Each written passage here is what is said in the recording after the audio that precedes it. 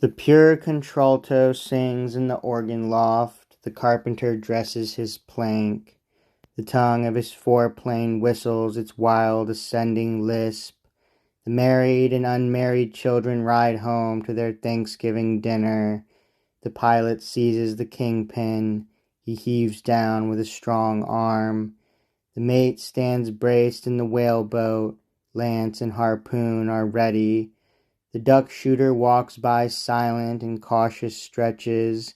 The deacons are ordained with crossed hands at the altar. The spinning girl retreats and advances to the hum of the big wheel. The farmer stops by the bars as he walks on a first day loaf and looks at the oats and rye. The lunatic is carried at last to the asylum, a confirmed case. He will never sleep any more as he did in the cot in his mother's bedroom. The juror printer, with grey head and gaunt jaws, works at his case. He turns his quid of tobacco while his eyes blur with the manuscript. The malformed limbs are tied to the surgeon's table. What is removed drops horribly in a pail.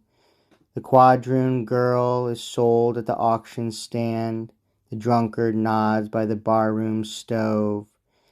The machinist rolls up his sleeves. The policeman travels his beat. The gatekeeper marks who pass.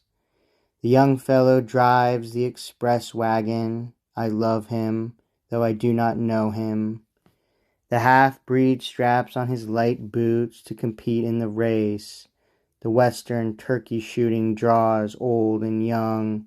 Some lean on their rifles, some sit on logs. Out from the crowd steps the marksman, takes his position, levels his piece. The groups of newly come immigrants cover the war for levy. As the woolly pates hoe in the sugar field, the overseer views them from his saddle. The bugle calls in the ballroom. The gentlemen run for their partners. The dancers bow to each other. The youth lies awake in the cedar-roofed garret and harks to the musical rain. The wolverine sets traps on the creek that helps him fill the Huron.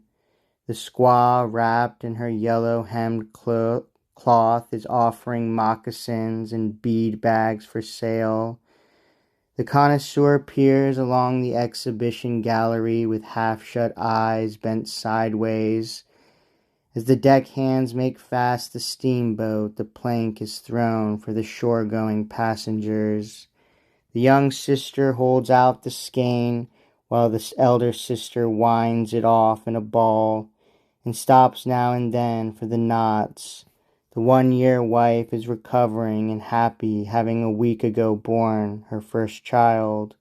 The clean-haired Yankee girl works with her sewing machine, or in the factory or mill. The paving man leans on his two-handed rammer. The reporter's lead flies swiftly over the notebook.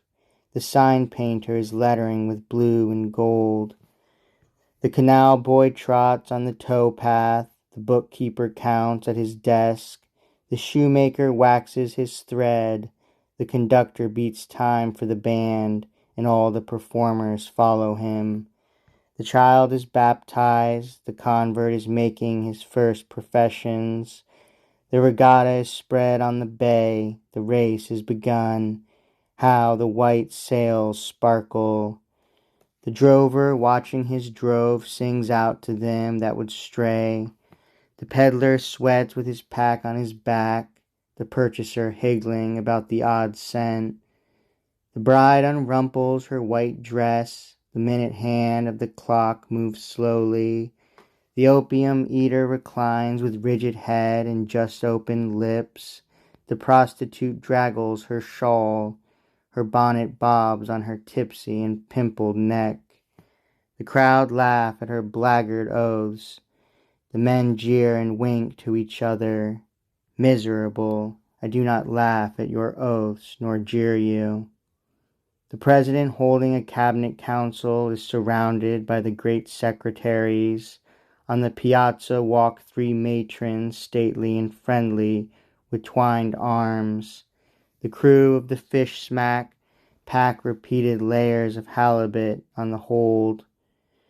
The Missourian crosses the plains, toting his wares and his cattle. As the fare collector goes through the train, he gives notice by the jingling of loose change. The floormen are laying the floor, the tinners are tinning the roof, the masons are calling for mortar. In single file, each shouldering his hod, pass onward the laborers. Seasons pursuing each other, the indescribable crowd is gathered.